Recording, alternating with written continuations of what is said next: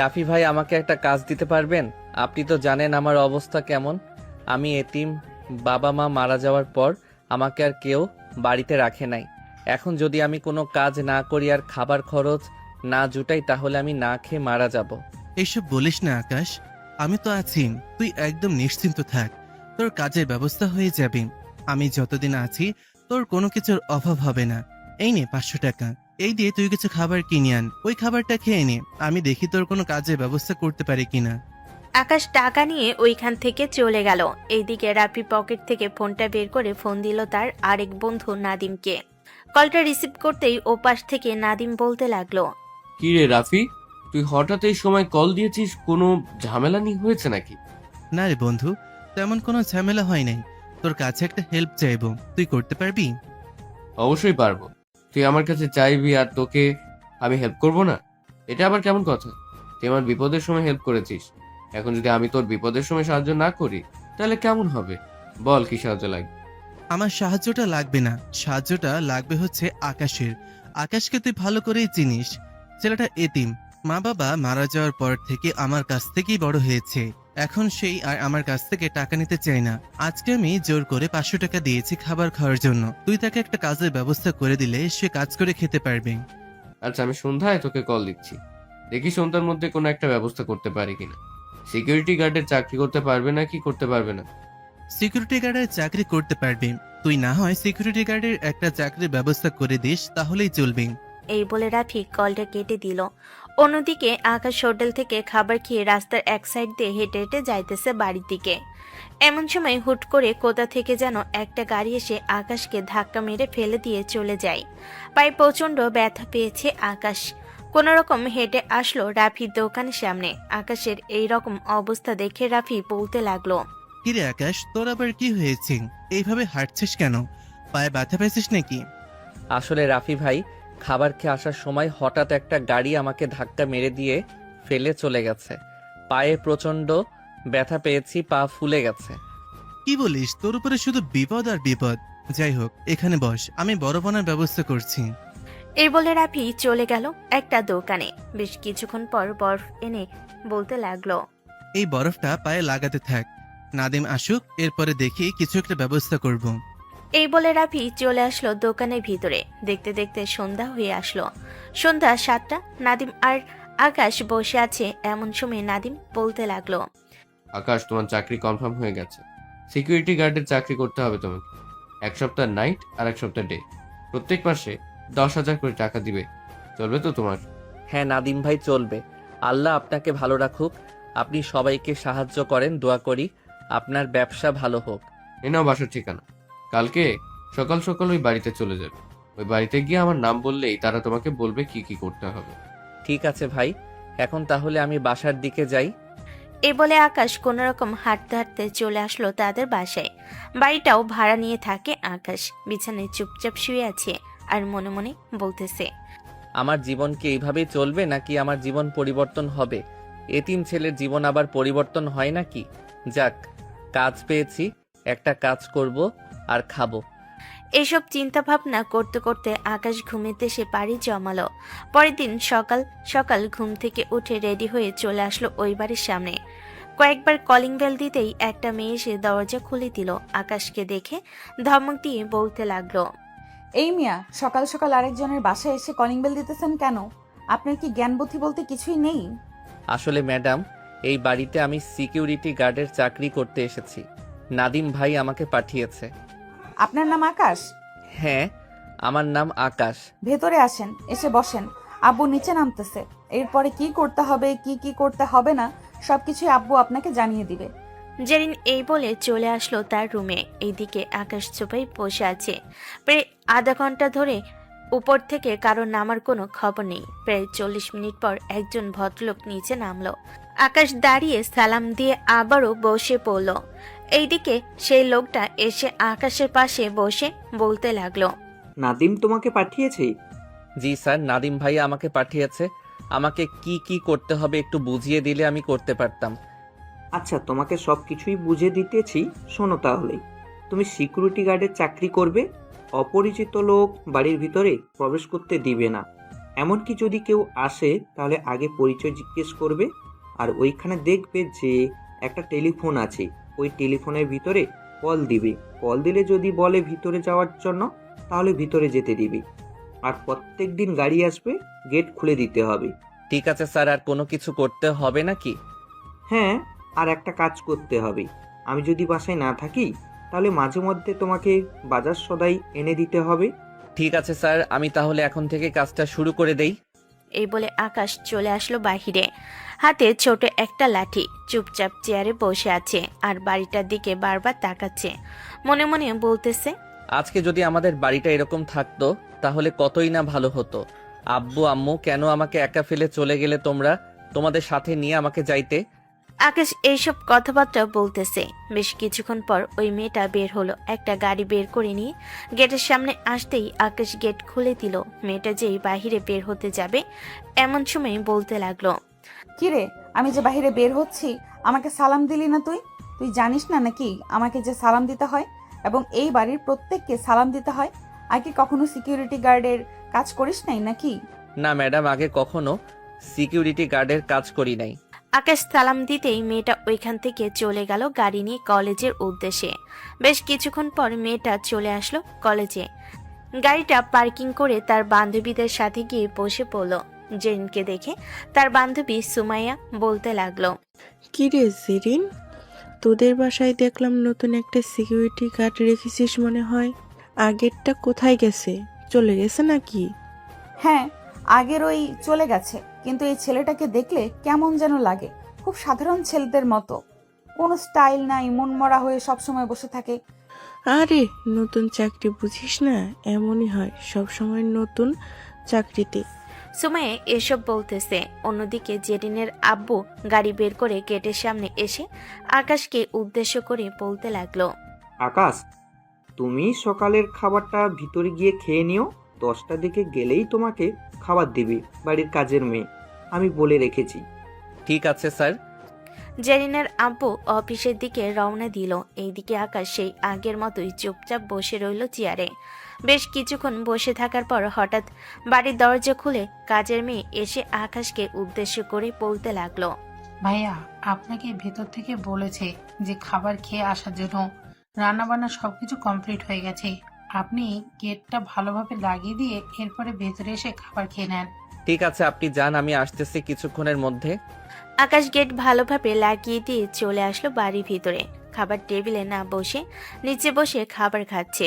এটা দেখে জেরিনের আম্মু বলতে লাগলো, কি ব্যাপার, তুমি নিচে বসে খাবার খাচ্ছ কেন? তোমাকে কি বলেছি নিচে বসে খাবার খাওয়ার জন্য? টেবিলে বসে খাবার খাও তুমি। না ম্যাডাম, আমি নিচে বসেই খাবার খেতে পারি। সব সময় তো নিচে বসেই খাবার খেয়ে এসেছি। হুট করে টেবিলে বসলে খাবার খেতে পারবো না।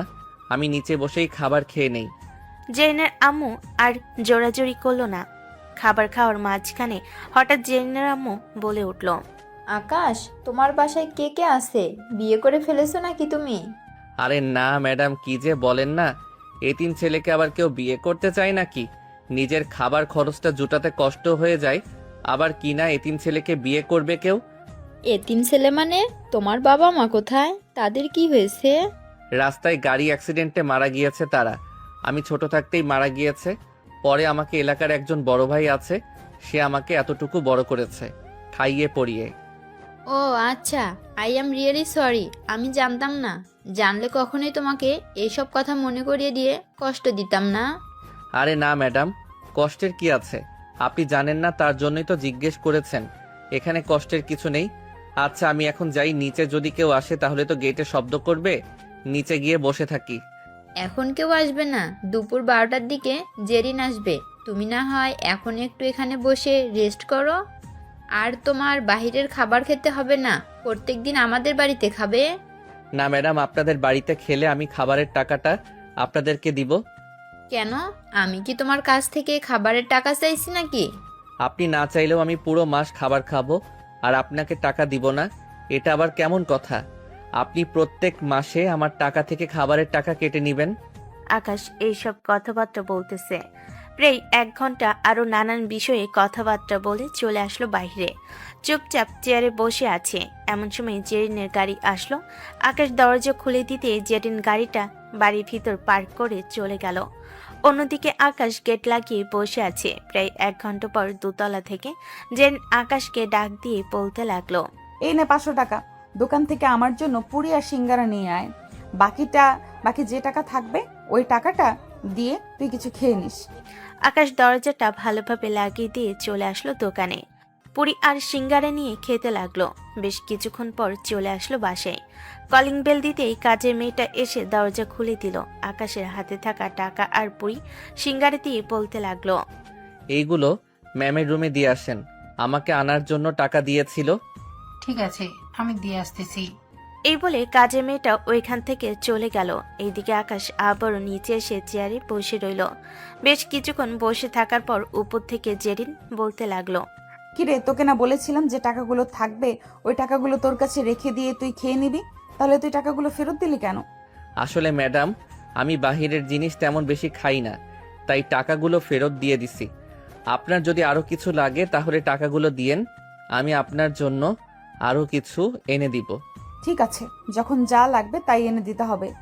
এগুলো রেখে দে তোর কাছে। আকাশ আবারও টাকাগুলো নিয়ে রেখে দিল।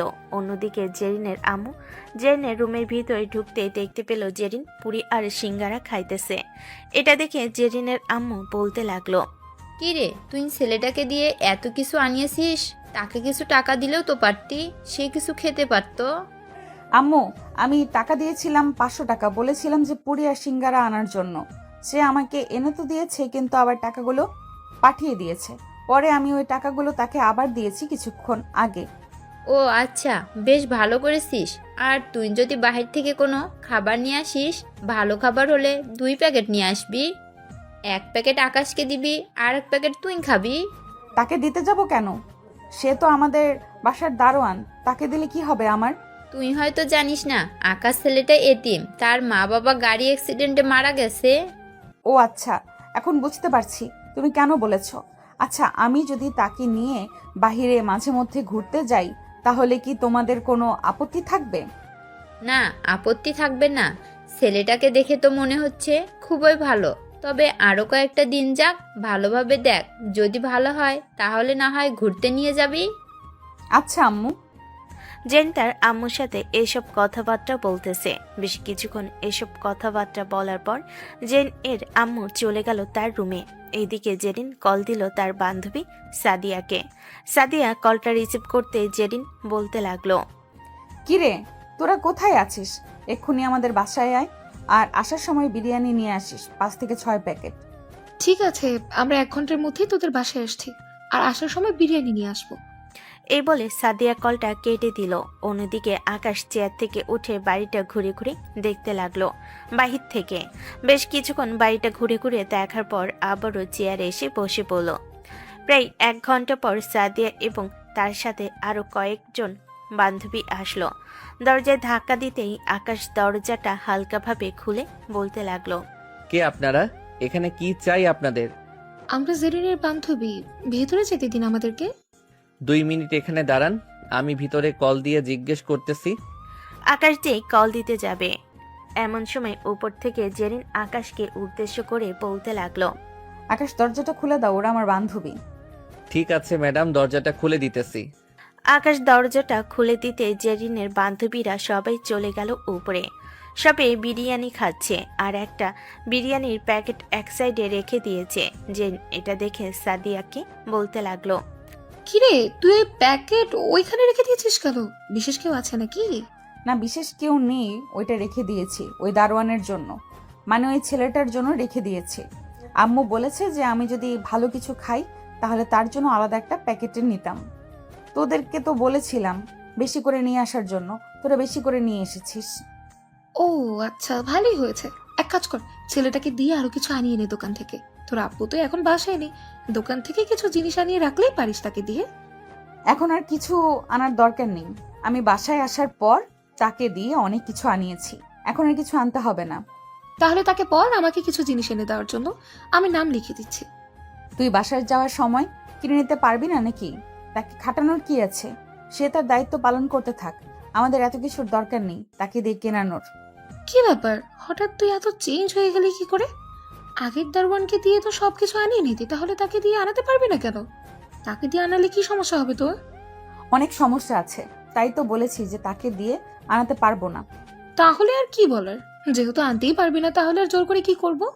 জেরিন তার বান্ধবীদের সাথে আরো কিছুক্ষণ আড্ডা দিয়ে নিচে চলে আসলো। বাড়ির কাজে মেয়েকে দিয়ে বিরিয়ানি পাঠিয়ে দিল আকাশকে। এদিকে আকাশ বিরিয়ানি খেয়ে চুপচাপ বসে আছে। দেখতে দেখতে সন্ধ্যা হয়ে আসলো। সন্ধ্যা 7টা। আকাশ বসে আছে, এমন সময় তার বাটন ফোনটা বেজে উঠল। তাকিয়ে দেখে রাফি কল দিয়েছে। কলটা রিসিভ করতেই ওপাশ থেকে রাফি বলতে লাগলো, কিরে আকাশ, তুই বাসায় ফিরবি না নাকি? সেই সকালবেলা বের হয়েছিস, এখনো বাসায় আসলি না? আমি তো এখনো কাজ করতেছি। দেখি কিছুক্ষণ পর স্যার আসলে স্যারকে বলে বাসায় চলে যাব। আচ্ছা, তাহলে তুই বাসায় যাওয়ার সময় আমার সঙ্গে দেখা করে যাস, আমি দোকানে থাকবো। ঠিক আছে ভাইয়া। এই বলে রাফি কলটা কেটে দিল। বেশ কিছুক্ষণ যাওয়ার পর জেনের আব্বু আসলো। আকাশ জেনের আব্বুর সামনে দাঁড়িয়ে বলতে লাগলো, স্যার রাত তো অনেক হয়েছে, এখন আমি বাসায় চলে যাই। বাসায় যেতে হবে কেন? তোমাকে কাজের মেয়েটা রুম গুছিয়ে দেয় নাই নাকি? আমি তো তাকে বলে গিয়েছিলাম তোমাকে তোমার রুমটা গুছিয়ে দেওয়ার জন্য। আমাকে কি এই বাড়িতে থেকে কাজ করতে হবে? হুম, তোমাকে এই বাড়িতে থেকে কাজ করতে হবে। আমি তো আজকে কোনো কিছুই আনি নাই। আজকে বাসায় চলে যাই, কালকে সব কিছু নিয়ে আসবো। ঠিক আছে, তাহলে তুমি আজকে বাসায় চলে যাও, কালকে তোমার সকল জিনিসপত্র নিয়ে এখানে চলে আসবে। আকাশ জেনের আব্বুর কাছ থেকে বিদায় নিয়ে চলে আসলো রাফির দোকানের সামনে। এসে দেখে রাফি এখনো বসে আছে। আকাশকে দেখে রাফি বলতে লাগলো, আকাশ, আজকের কাজ কেমন হয়েছে? সবাই তোর সাথে ভালো ব্যবহার করেছে তো? হ্যাঁ রাফি ভাইয়া, সবাই আমার সাথে ভালো ব্যবহার করেছে, এমনকি আজকে আমাকে বিরিয়ানিও খাইয়েছে। কিন্তু তারা তো বলতেছে কাল থেকে নাকি তাদের বাসায় থাকার জন্য, তাদের বাসায় থেকে কাজ করতে। আমি প্রথমে মানা করেছিলাম, পরে তারা বলেছে যে তাদের বাসায় থেকেই কাজ করতে হবে। এখন আমি ভাবতেছি যে তাদের বাসায় চলে যাব। যেহেতু আরামের কাজ, তাহলে তো তোদের বাসা থেকেই কাজ করতে হবে। এতটুকু বড় করেছি, সবসময় তোকে চোখের সামনে রেখেছি, ভালো পড়ালেখা করিয়েছি। আজকে তুই আমার সামনে থেকে চলে যাবি, কেমন যেন লাগছে। আচ্ছা যাই হোক, তুই এখন বাসায় যা, কালকে সকালে সবকিছু নিয়ে চলে যাস। আমি না হয় মাঝে মধ্যে দেখা করে আসবো তোর সাথে। আকাশ ওইখান থেকে চলে আসলো তার বাসায়। বিছানায় শুয়ে পড়তে কখন যে ঘুমিয়ে গেছে খেয়াল নেই। দেখতে দেখতে রাত পার হয়ে সকাল হলো। সকাল 7টা। আকাশ ঘুম থেকে উঠে ব্যাগপত্রগুলো একটা গাড়িতে নিয়ে চলে আসলো ওইখান থেকে জেরিনদের বাসায়। আস্তে আস্তে ব্যাগপত্রগুলো ভিতরে নিয়ে আসতে লাগলো। বেশ কিছুক্ষণের মধ্যেই সবকিছু বাড়ির ভিতরে নেওয়া হলো। আকাশ জেরিন এবং জেরিনের আব্বুকে বিদায় দিয়ে ভালোভাবে গেট লাগিয়ে দিয়ে চলে গেল তার রুমে। সকল কিছু গুছিয়ে গাছিয়ে আবারও চলে আসলো গেটের সামনে। এমন সময় বাড়ির কাজের মেয়েটা এসে আকাশকে উদ্দেশ্য করে বলতে লাগলো, ম্যাডাম বলেছে যে এই সব কিছু বাজার থেকে নিয়ে আসার জন্য, আর এই নেন টাকা। বাজারে সব কিছু নেওয়ার পর যে টাকা বাকি থাকবে ওই টাকাগুলো বলেছে আপনার কাছে রেখে দেওয়ার জন্য। আমি টাকাগুলো রেখে দিলে তো এটা চুরি করা হয়ে যাবে। আমি টাকাগুলো রাখতে পারবো না। আপনি নিশ্চিন্তে থাকেন, আমি ম্যাডামের হাতে সবকিছু বুঝিয়ে দিব, টাকা এবং বাজার সদাই। এই বলে আকাশ ওইখান থেকে চলে আসলো বাজারে। যা যা লিস্ট করে দিয়েছিল সবকিছু নিয়ে আকাশ চলে আসলো বাসায়। কলিং বেল দিতে বাড়ি কাজে মেয়ে এসে দরজা খুলে দিল। সোফায় বসে আছে জেরিনের আম্মু। এদিকে আকাশ জেরিনের আম্মুর সামনে সবগুলো বাজার বুঝিয়ে দিতে লাগলো। কোনটা কত টাকা নিয়েছে, কোনটা কতটুকু নিয়েছে, সবকিছু পকেট থেকে বাকি টাকাগুলো বের করে জেরিনের আম্মুর হাতে দিতেই জেরিনের আম্মু বলতে লাগলো, আকাশ, এই টাকাগুলো তোমার কাছে রেখে দাও, আমাকে দিতে হবে না। বাকি টাকাগুলো দিয়ে তুমি তোমার ইচ্ছে মতো কিছু জিনিস কিনে নিও। না ম্যাডাম, আমি এসব কিনতে পারবো না। এতিম হতে পারি, অন্যের টাকা নিয়ে কিছু কেনার দরকার নেই আমার। আমি আমার বেতন থেকে যা টাকা পাই ওই টাকা দিয়ে চালিয়ে নিতে পারবো। আরে আমি এটা তোমাকে এমনিতেই দিলাম, তুমি এই টাকাগুলো খাবে, এই টাকাগুলো রাখো তো তুমি। জেরিনের আম্মু অনেক জোরাজোরি করে আকাশের পকেটে টাকাগুলো দিয়ে দিল। দেখতে দেখতে রাত হয়ে আসলো। রাতে আকাশ গেট ভালোভাবে তালা লাগিয়ে চলে আসলো ছাদে। একা বসে আছে দোলনায় আর আকাশের দিকে তাকিয়ে আছে। তারাগুলোর মাঝে আকাশ কেমন যেন নিজেকে হারিয়ে ফেলতেছে। আকাশ মনে মনে বলতে লাগলো। আম্মু আব্বু আমাকে একা ফেলে তোমরা চলে গেছো। দেখলে এখন আমি একটা ভালো চাকরি পেয়েছি। এই বাড়ির মানুষ খুবই ভালো, আমাকে কত আদর যত্ন করে, খুব ভালো ভালো খাবার দেয়। দোয়া করো যাতে আমি তাদেরকে সবসময় সেফ রাখতে পারি ডাকাতদের হাত থেকে। আকাশ মনে মনে এসব ভাবতেছে। অন্যদিকে জেরিন কানে হেডফোন দিয়ে চলে আসলো ছাদে। আকাশকে খেয়াল করেনি। সামনের দিকে লাইট ধরতেই দেখতে পেল আকাশ বসে আছে এটা দেখে জেরিন কিছুটা ভয় পেয়ে বলতে লাগলো। এই কে তুমি? আর এখানে এভাবে বসে আছো কেন? কি ব্যাপার, কথা বলতেছো না কেন? হঠাৎ জেরিনের ডাকে আকাশের হুঁশ ফিরল। আকাশ দোলনা থেকে উঠে পিছনে তাকাতে দেখতে পেল জেরিন দাঁড়িয়ে আছে। আকাশকে দেখে জেরিন বলতে লাগলো। কি ব্যাপার আকাশ, তুমি এত রাতে এখানে কি করো? ঘরে ভালো লাগছিল না, তাই পাশের সিঁড়ি দিয়ে উপরে চলে এসেছি। আমি চলে যাইতেছি, আপনি বসে থাকেন। চলে যেতে হবে না, তুমি বসে থাকো, চলো গল্প করি। আকাশ জেরিনের পাশে চুপচাপ বসে আছে। বেশ কিছুক্ষণ বসে থাকার পর জেরিন আকাশকে উদ্দেশ্য করে বলতে লাগলো। আকাশ, তোমাকে কখনো কোনো মেয়ে প্রপোজ করে নাই? আর তুমি লেখাপড়া করো নাই নাকি? প্রপোজ করবে কি আমি এতিম, এই কথা জানলেই সবাই দূরে চলে যায়। আর আমি পড়ালেখা করেছি, অনার্স পাস করেছি, এরপরে আর পড়তে পারি নাই টাকার কারণে।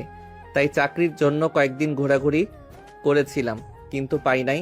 পরে আরেকজনের মাধ্যমে আপনাদের বাসায় দারোয়ানের চাকরিটা পাইলাম। ও আচ্ছা, তাহলে তো তুমি খুব ভালো পড়ালেখা করেছো। দারোয়ানের চাকরি বাদ দিয়ে ভালো একটা চাকরি করলেও তো পারতে। বললাম না আপনাকে, অনেক জায়গায় ঘোরাঘুরি করেছিলাম কিন্তু চাকরি পাই নাই। এটার জন্যই তো দারোয়ানের চাকরিটা বেছে নিয়েছি।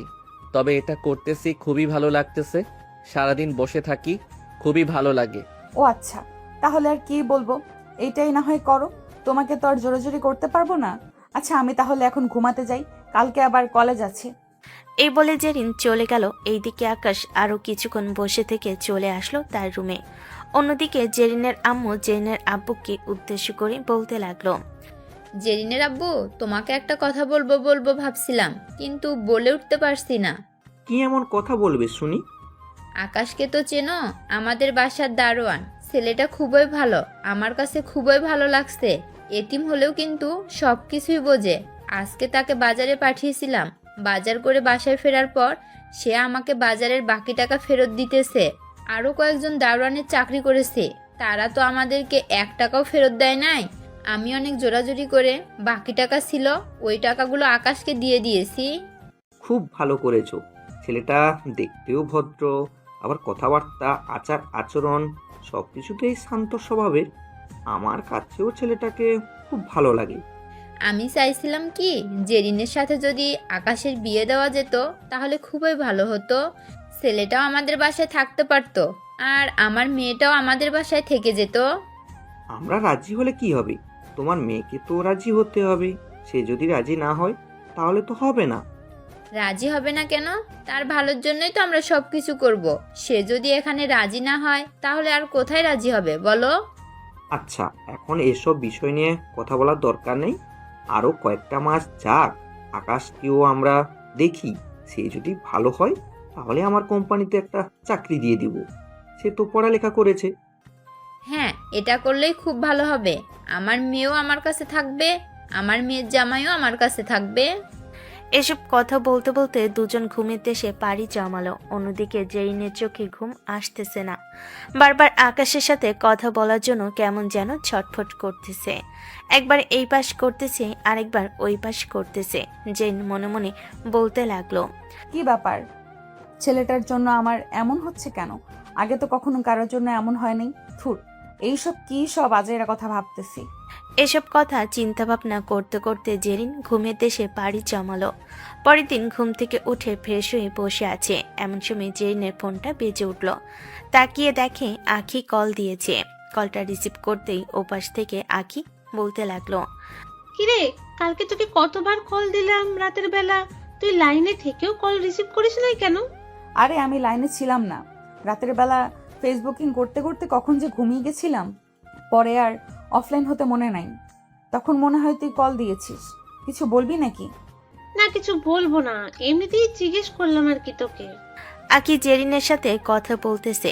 বেশ কিছুক্ষণ কথাবার্তা বলার পর কলেজের জন্য রেডি হয়ে চলে আসলো নিচে। খাওয়া দাওয়া করে বাইরে আসতেই দেখতে পেল আকাশ চেয়ারে বসে আছে, মুখটা কেমন যেন কালো হয়ে আছে। এটা দেখে জেরিন বলতে লাগলো, কি ব্যাপার আকাশ, তোমার কি কোথাও সমস্যা হচ্ছে নাকি? মুখ এইভাবে কালো হয়ে আছে কেন? তেমন কিছু না ম্যাডাম, হঠাৎ কালকে রাতে অনেক সময় জেগেছিলাম তো, আর ঠান্ডাও পড়েছে বাইরে থাকার কারণে, ঠান্ডা লেগে গেছে আর হালকা জ্বরও চলে এসেছে। ও আচ্ছা, তাহলে তুমি তোমার রুমে গিয়ে ঘুমিয়ে থাকো, দরজা লাগিয়ে দাও। সারাদিন তো আর বাড়িতে কেউ আসবে না, আব্বুও চলে গেছে। না ম্যাডাম, দরজা লাগালে চলবে না, হুট করে যদি কেউ আসে তাহলে তো দরজা খুলতে পারবো না, এখানে বসেই ঘুমাতে পারবো। আর ওষুধ খেয়ে নিয়েছি, সমস্যা নেই, সুস্থ হয়ে যাব তাড়াতাড়ি। আকাশ এইসব কথাবার্তা বলতেছে। বেশ কিছুক্ষণ এইভাবে কথাবার্তা বলার পর জেরিন চলে গেল কলেজে। এদিকে আকাশের শরীরটা খুবই খারাপ হয়ে আসতেছে।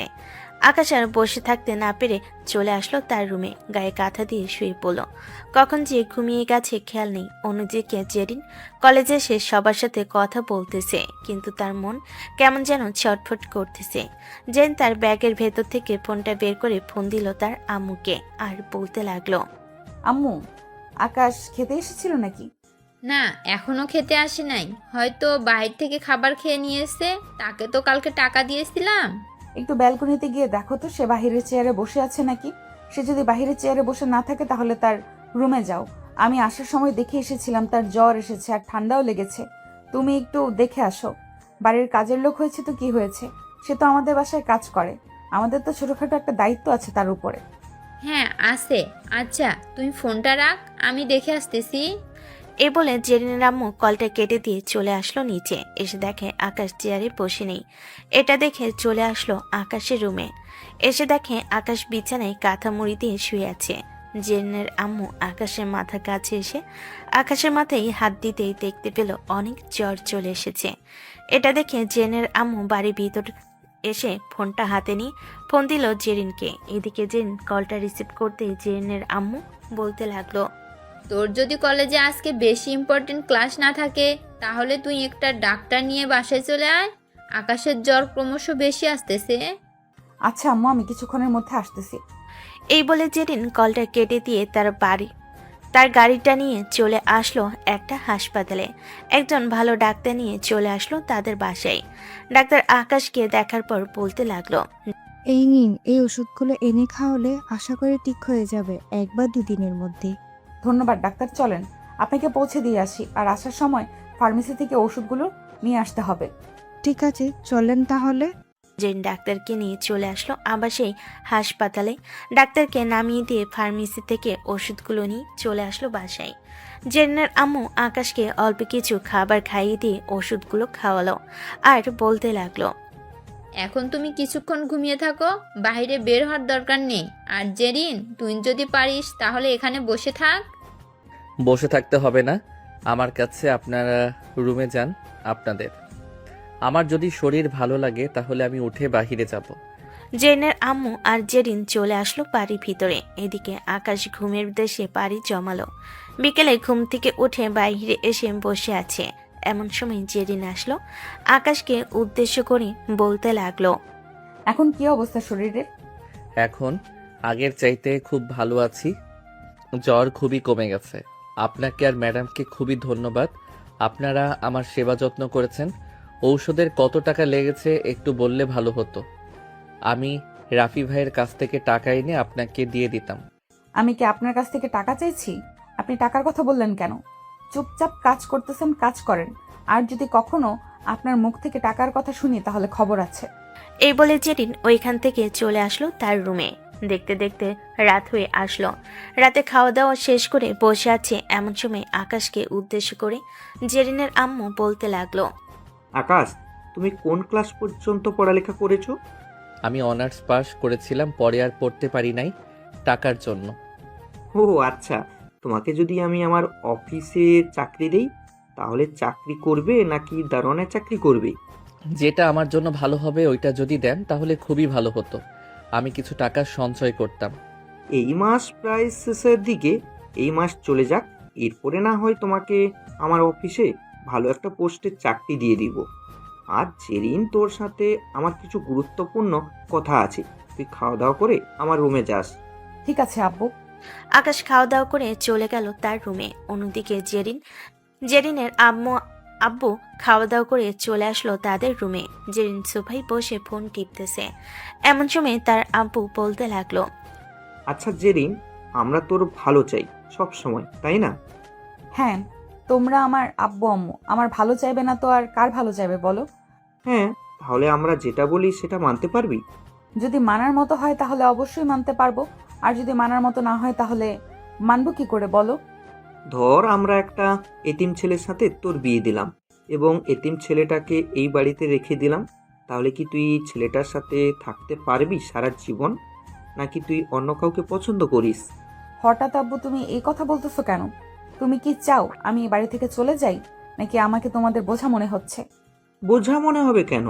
আমরা চাচ্ছিলাম যে আকাশের সাথে তোর বিয়েটা দিতে।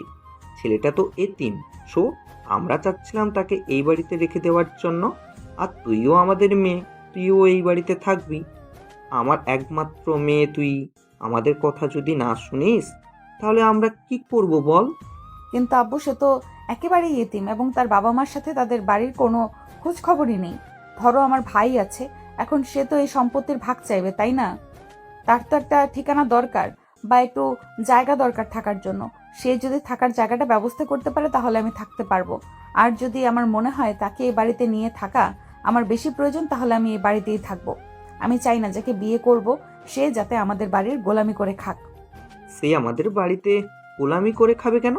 আমার সকল জায়গা সম্পত্তি আছে। আমি আমার সকল জায়গা সম্পত্তি তোর নামে এবং আকাশের নামে লিখে দিব যদি তুই আকাশকে বিয়ে করিস। তোরা দুইজন যদি ঠিকঠাকভাবে চলতে পারিস তাহলে আশা করি খুব ভালোভাবে চলতে পারবি। কারণ এই সব কিছুই তোর কষ্ট হবে বলে আমরা কখনো আর সন্তান নেই নাই। হ্যাঁ আমি জানি আমার কষ্ট হবে বলে তোমরা সন্তান নাও নাই, তবে এই না যে আমি আমার স্বাধীনতা পাবো না। আমি আমার স্বামীর কাছ থেকে তার নিজের ইনকাম থেকে কিছুই করতে পারবো না। আমি চাই সে নিজে ইনকাম করুক এবং তাকে আমি 1 বছর সময় দিলাম। ঠিক আছে, 1 বছর পর না হয় বিয়ে হবে তোদের। আমি আকাশকে কোনো কিছুই বলবো না। দেখি 1 তারিখে তাকে আমার অফিসে একটা ভালো জব দিব। তবে তোকেও কথা দিতে হবে, ছেলেটা যেহেতু এতিম তাকে কখনো তুই কষ্ট দিতে পারবি না। তাকে কষ্ট দিলে তুই নিজে কষ্ট পাবি, এটা মনে রাখিস। জেরিন তার আব্বু আম্মুর সাথে আরো কিছুক্ষণ কথা বলে ওইখান থেকে চলে গেল তার রুমে। বেশ কিছুক্ষণ যাওয়ার পর জেরিনের আব্বু বলতে লাগলো, শুনেছ জেরিনের আম্মু জেরিনের কথাগুলো? হ্যাঁ শুনলাম, তোমার মেয়ে যা বলেছে তা তো যুক্তিকর কথা। সে যেহেতু 1 বছর সময় দিয়েছে আকাশকে, তাহলে 1 বছর পর না হয় আকাশের সাথে বিয়ে দেওয়া হবে। আর আকাশকে এখন কিছুই বলার প্রয়োজন নেই, সে তার মতো সব কিছু করতে থাকুক। হ্যাঁ, আমিও চাই আকাশ তার মতো সবকিছু করতে থাকুক। জেরিনের আব্বু এসব কথাবার্তা বলতেছে জেরিনের আম্মুর সাথে। দেখতে দেখতে রাত পার হয়ে সকাল হলো। পরের দিন সকাল 10টা। জেরিন চলে আসলো কলেজে। এমন সময় আখি জেরিনকে উদ্দেশ্য করে বলতে লাগলো, কি রে জেরিন, বাসায় কিছু হয়েছে নাকি? তুই এরকম ভাবে সবসময় মনমরা হয়ে বসে থাকিস কেন?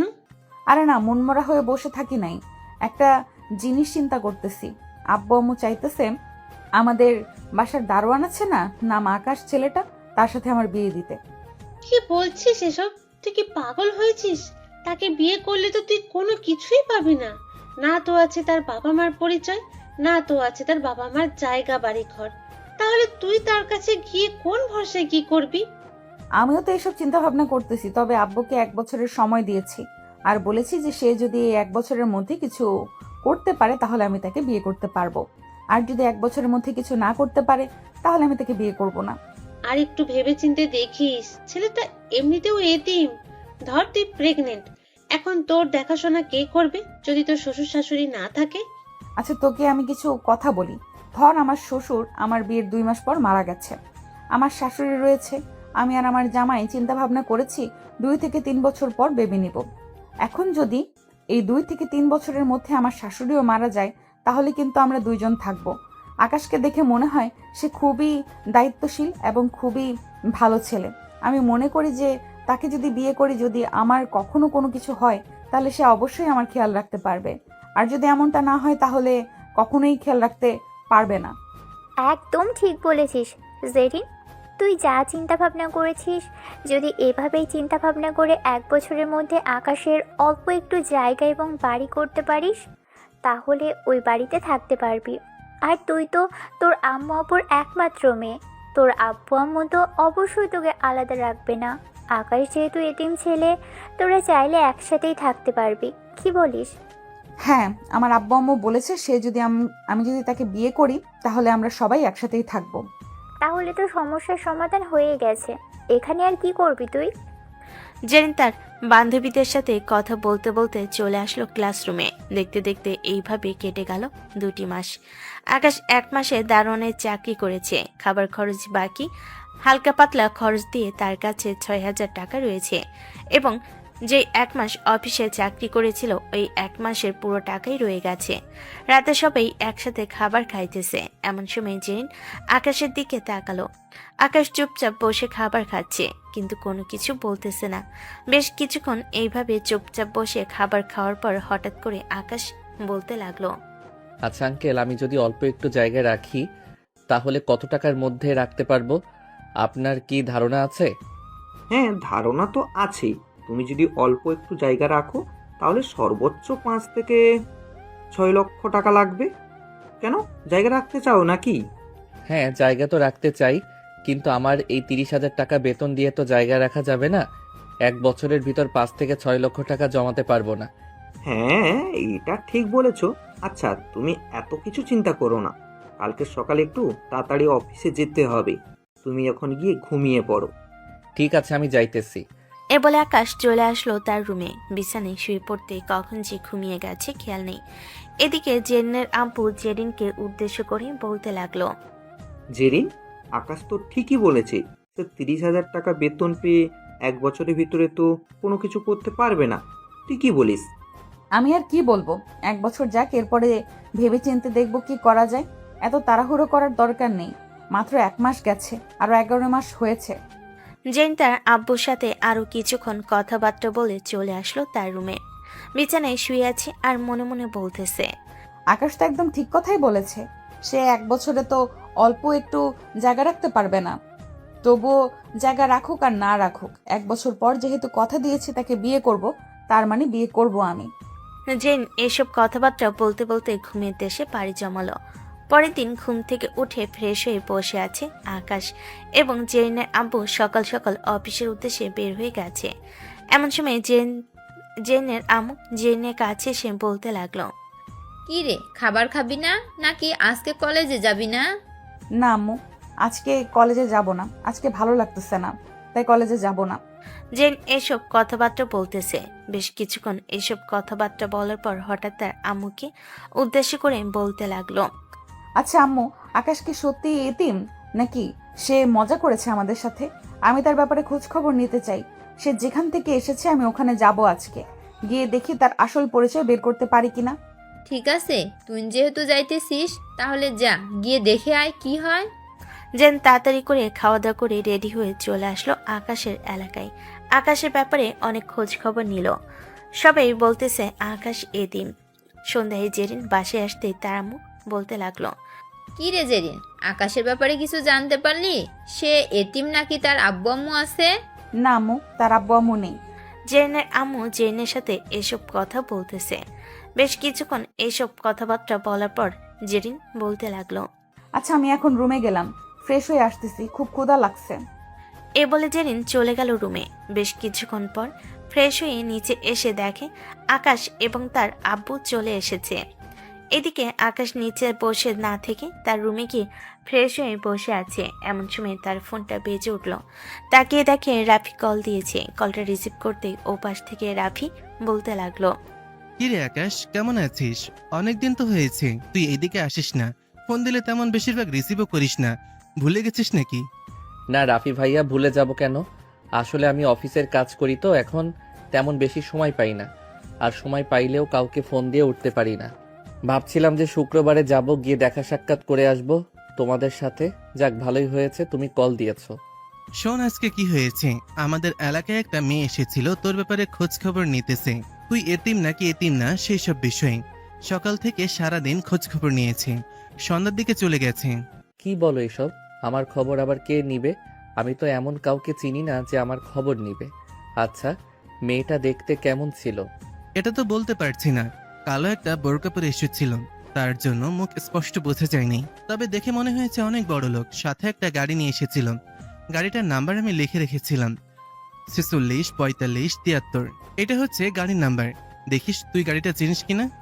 ঠিক আছে রাফি ভাইয়া, আর ঠিক মতো খাওয়া দাওয়া করবেন। টাকা পয়সা লাগলে আমাকে বলবেন, আমার কাছে এখন অল্প কিছু টাকা আছে। আমার টাকার দরকার নেই, এখন তুই নিজের জীবন সুন্দর করে সাজা, আমি এইটাই চাই। রাফি এসব কথাবার্তা বলতেছে। বেশ কিছুক্ষণ এইসব কথাবার্তা বলার পর ফোনটা কেটে দিল। এদিকে আকাশ নিচে এসে দেখে সবাই বসে কথা বলতেছে।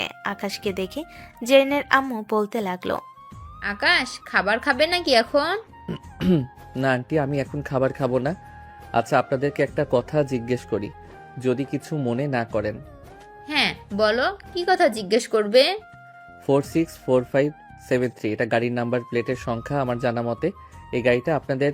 আর আপনাদের বাড়ি থেকে কি কেউ আমার ব্যাপারে খোঁজ খবর নিতে গিয়েছিল? যেখানে আমি বড় হয়েছিলাম ওখানে? জেরিনের আম্মু জেরিনের দিকে তাকালো।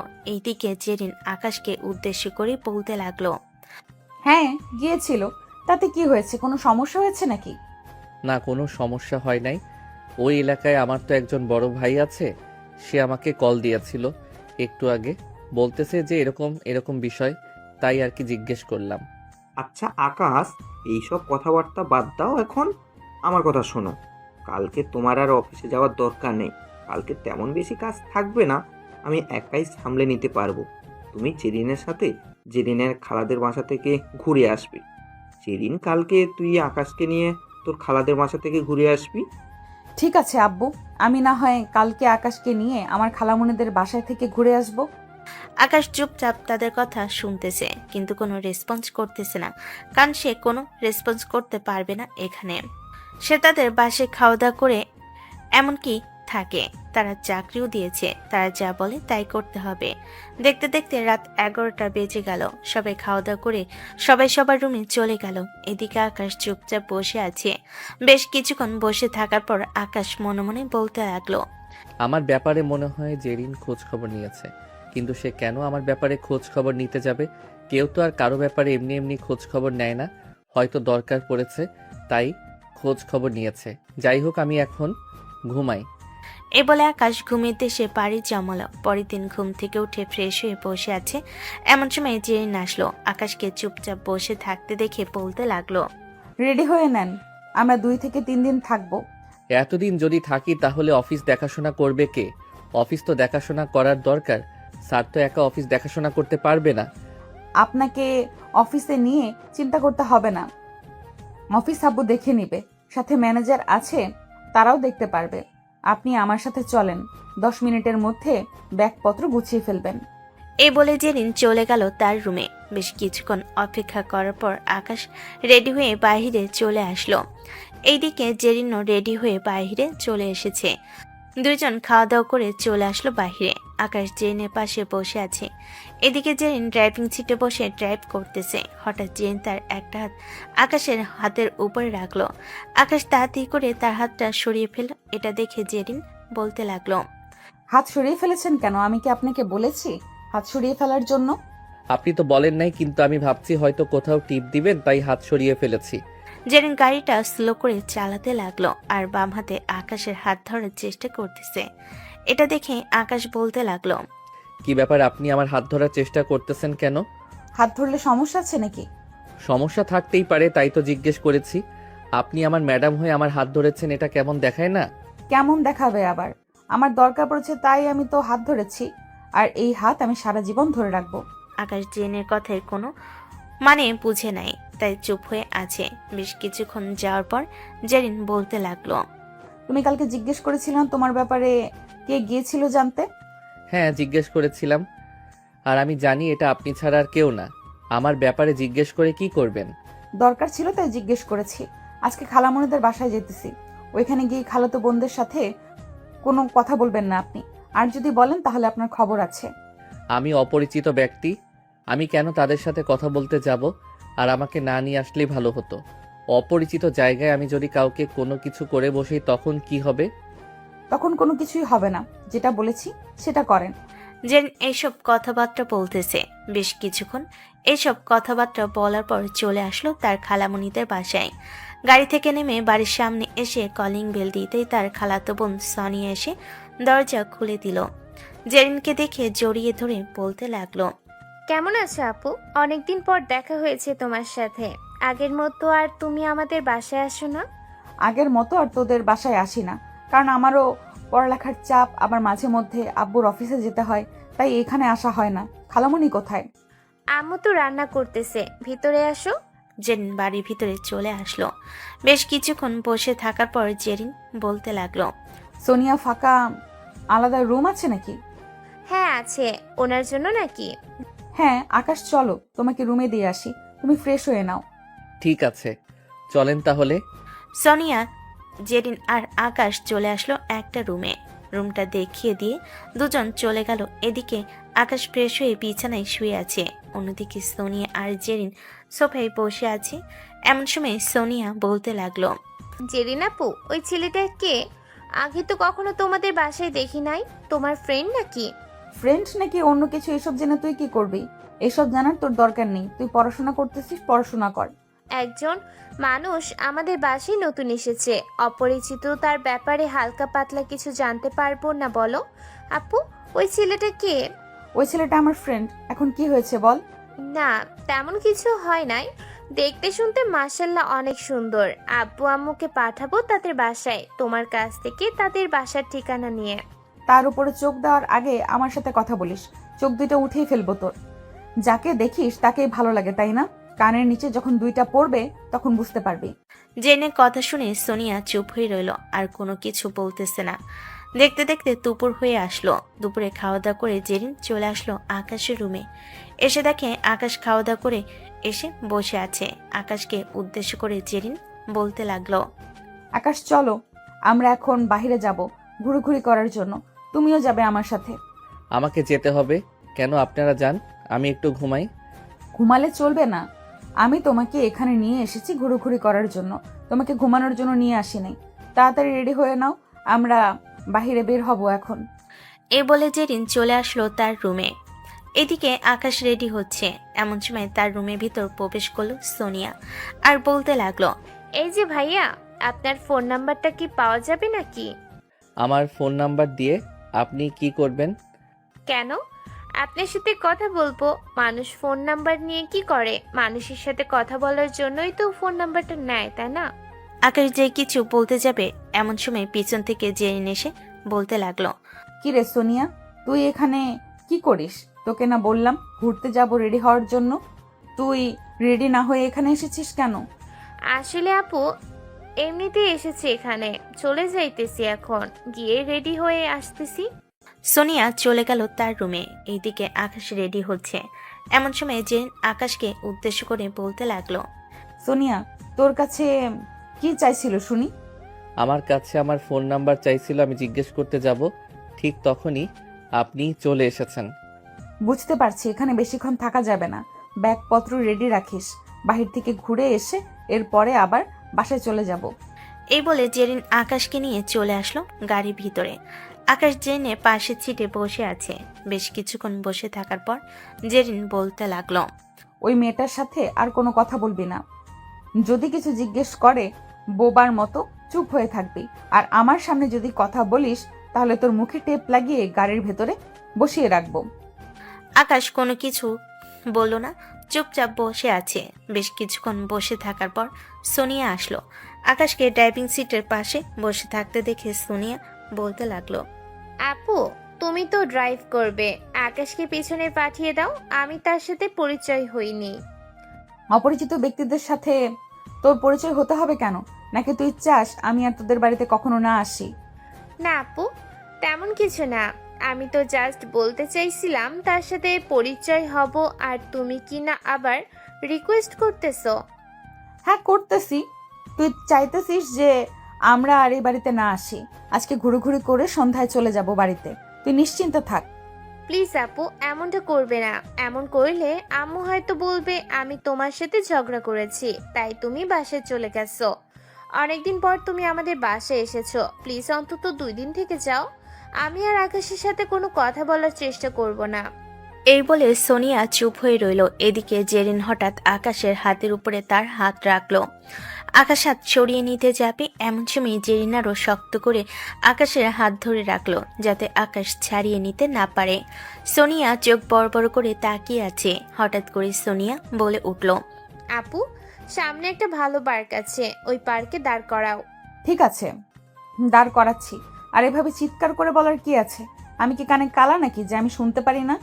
আসলে আপু, আমি এমনিতে একটু জোরে কথা বলি। তুমি তো জানো আমি ছোটবেলা থেকে এরকম ভাবে কথা বলি। তুমি কি না আমাকে সন্দেহ করতেছো? হ্যাঁ, আমি তোকে সন্দেহ করতেছি। এই সন্দেহ করার অনেক কারণ আছে, এটা তুই বুঝবি না। আর তোকে এবারের মতো বলে দিলাম, আকাশের সাথে যদি আর একবার কথা বলার চেষ্টা করিস তাহলে তোর খবর আছে। এই বলে জেরিন পার্কের সামনে এসে দাঁড়িয়ে গাড়িটা পার্ক করে এক সাইডে রেখে পার্কের ভিতর চলে আসলো। বেশ কিছুক্ষণ অপেক্ষা করার পর জেরিন বলতে লাগলো, আকাশ, আমি তোকে শেষবারের মতো বলতেছি, তুই যদি আরেকবার কথা বলিস তাহলে তোর খবর আছে। আর তোর সাথে আমার পার্সোনাল কথা আছে। এতদিন যা হয়েছে হয়েছে, কাল থেকে তুই আমার সাথে থাকবি। এটা কিভাবে সম্ভব? আমি আপনার সাথে থাকবো কিভাবে? আমি আপনার সাথে থাকতে পারবো না। আপনি একটা মেয়ে মানুষ, আপনার সাথে থাকবো কি করে? থাকতে হবে মানে থাকতে হবে। আর আমি তোকে বিয়ে করব খুব তাড়াতাড়ি। আজকে এখান থেকে যাই। এরপর এই বলে জেরিন কিছুক্ষণ ঘোরাঘুরি করে চলে আসলো বাসায়। তার ব্যাগপত্র নিয়ে নিচে নামতেই সোনিয়ার আম্মু বলতে লাগলো, কি ব্যাপার জেরিন, তোমরা চলে যাচ্ছ কেন?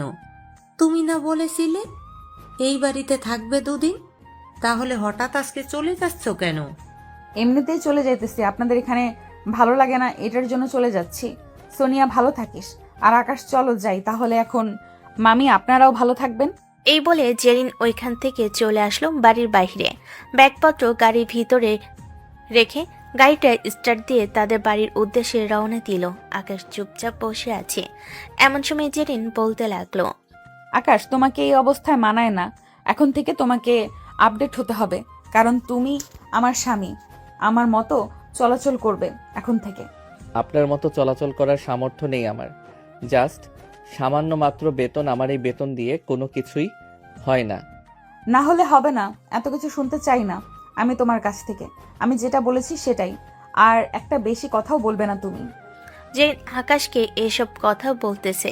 বেশ কিছুক্ষণ এসব কথাবার্তা বলার পর দুজন চলে আসলো জেরিনদের বাসায়। কলিং বেল দিতেই জেরিনের আম্মু এসে দরজা খুলে দিল। দরজা খুলতেই দুজনকে দেখে বলতে লাগলো, কি রে জেরিন, তোরা দুজন এত তাড়াতাড়ি চলে এসেছিস কেন? তুই না বললি ওইখানে থাকবি কয়েকদিন, তাহলে এত তাড়াতাড়ি চলে আসার কারণ কি? আমার দরকার পড়েছে তাই আমি চলে এসেছি। আর আম্মু, আমি আকাশকে বিয়ে করতে চাই। 5 থেকে 6 দিনের মধ্যে আমার আর আকাশের বিয়ে দিবে। বিয়ের বিষয়ে আমার সাথে কথা না বলে তুই তোর আব্বুর সাথে কথা বল। তোর আব্বু সব কিছু ব্যবস্থা করবে, আমি কি আর ব্যবস্থা করতে পারবো? পারবে না কেন? অবশ্যই ব্যবস্থা করতে হবে। তোমাদেরকে যেটা বলেছি সেটাই করবে তোমরা। আর আকাশ, তুমি এখন রুমে যাও, দরকার পড়লে তোমাকে ডাক দিব। আকাশ চলে আসলো তার রুমে। বেশ কিছুক্ষণ পর জেরিনের ডাক শুনতে পেল আকাশ। আকাশ তাড়াতাড়ি করে চলে আসলো জেরিনের কাছে। এসে দেখে জেরিন তার আব্বুর সামনে বসে আছে। জেরিনের আব্বু আকাশকে তার পাশে বসে বলতে লাগলো, জিরিন যা বলতেছে তুমি কি এতে রাজি আকাশ?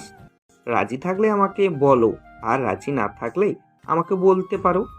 যেহেতু উনি চাইতেছে বিয়ে করার জন্য, আমি ওনার কাছে আরও কিছুটা দিন সময় চাই। 1 সপ্তাহ বা 2 সপ্তাহ ওনার কাছে সময় চাই। উনি যদি সেই সময়টা দেয় তাহলে আমার জন্য ভালো হবে। এই 2 সপ্তাহে তুই কি করতে পারবি শুনি? 1-2 সপ্তাহে আমি কি করতে পারবো এটা আমি নিজেই জানি। আপনি আমাকে 2 সপ্তাহ সময় দিবেন নাকি বিয়ে করে নেবেন এর আগেই? ঠিক আছে, 2 সপ্তাহ মানে 2 সপ্তাহ, এর বেশি যাতে না হয়। এখন খাওয়া দাওয়া করে ঘুমাতে যা।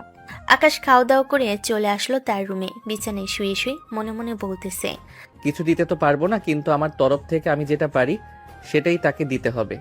আকাশ এসব কিছু চিন্তা ভাবনা করতেছে। এমন সময় আকাশ তার ফোনটা হাতে নিয়ে ফেসবুকে ঢুকে একটা পেজে নক দিল। বেশ কিছুক্ষণ কয়েকটা গহনার কালেকশন বের করে ওগুলো অর্ডার দিয়ে দিল। পরের দিন সকালে আকাশ আবারও জেনের আব্বুর সাথে চলে আসলো অফিসে। বসে বসে কাজ করতেছে, এমন সময় দারোয়ান এসে আকাশকে উদ্দেশ্য করে বলতে লাগলো, আকাশ, তোমাকে নিচে ম্যাডাম ডাকতেছে, বলেছে যে এখনই যাওয়ার জন্য নিচে যেতে। তুমি নিচে গিয়ে ম্যাডামের সাথে দেখা করে আসো। আকাশ তার কাজ বন্ধ রেখে চলে আসলো নিচে। এসে দেখে জেরিন দাঁড়িয়ে আছে গাড়ি নিয়ে। আকাশ জেরিনের কাছে আসতে জেরিন বলতে লাগলো, ভেতরে কাজ আছে নাকি? বেশি কাজ না থাকলে গাড়িতে ওঠ, তোকে নিয়ে একটা জায়গায় যাব। ভিতরে কিছু কাজ আছে আজকে, আমি যেতে পারবো না আজকে, আপনি যান। আর কাজ শেষ হলে যদি সময় পাই তাহলে আপনাকে কল দিয়ে বলবো। ঠিক আছে, কল দিয়ে বলিস, কিন্তু কল দিয়ে বললে আমি চলে আসব তোকে নিয়ে যাওয়ার জন্য। এই বলে জেরিন ওইখান থেকে চলে গেল। আকাশ আবার অফিসের ভিতরে সে কাজ করতে লাগলো। দেখতে দেখতে এভাবে কেটে গেল 2টি দিন। সন্ধ্যায় আকাশ বসে আছে, এমন সময় তার ফোনটা বেজে উঠল।